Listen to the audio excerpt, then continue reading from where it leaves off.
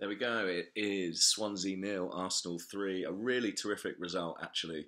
Arsenal have never beaten a Gary Monk Swansea team since he took over, I think, in February of 2014. 4 meetings in the league since then.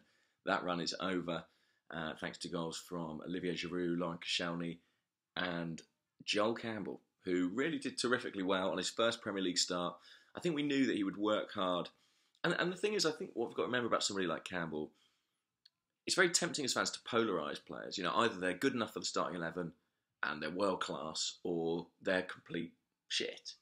And the reality is that Campbell's one of those players who's very much in between. He's someone who's a very competent squad player, you know, a solid professional footballer, plays at international level, has shown that he can be a consistent starter with the likes of, you know, Olympiacos or Betis, whoever it might be, Villarreal, but who is not necessarily at the level to be a starter for Arsenal. That doesn't mean he hasn't got a part to play in the squad. You know, he's sort of fourth, fifth choice in his various positions, and that won't often be called upon, but when it is, he's not a joke. You know, he's someone who can contribute, and he was excellent. You know, he worked very, very hard, helping Hector Bellerin deal with the threat of Jefferson Montero, and got his goal as well. A really neat finish, and I think that'll be a huge moment for him, and hopefully he can continue to play a part over the next few weeks until the international break and we get some more players back from injury. Aside from him, Mesut Ozil, obviously you have to mention, involved directly in all 3 goals again. He's just in absolutely imperious form at the moment.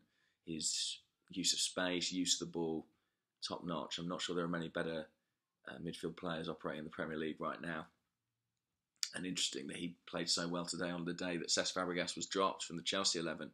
A Chelsea 11 that lost to Liverpool. This has been a good day, really. Manchester United dropped points at Crystal Palace. City scraped past Norwich, frustrating, but you'd expect them to win that game. Arsenal, a point at Swansea wouldn't have been a bad point. It's a hard place to go. To come away with 3, really terrific. I think you've got to give mention as well to Hector Bellerin, made that fantastic recovery challenge to stop Bafétimbi Gomis, giving them the lead in the first half. I thought Petr Cech did well in that instance too, stood up well, you know, made Gomis wait, and then that allowed Bellerin to race in. And of course, that clearance off the line, it transpired it was offside, but he really put his body on the line there, colliding with the post, the Spaniard. So Bellerin, good. Cech, good. Koscielny, very good. Alexis, a little below par. I think he works very hard, always Alexis, but I think he needs to think more about working smart.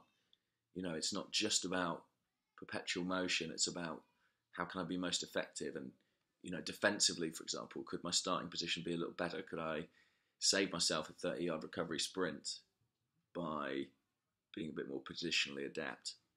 And I think he does combine a little bit better with Theo Walcott than he does Olivier Giroud at present.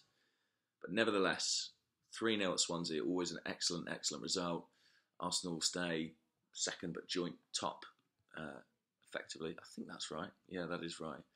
Huge week coming up. Bayern, followed by the North London derby.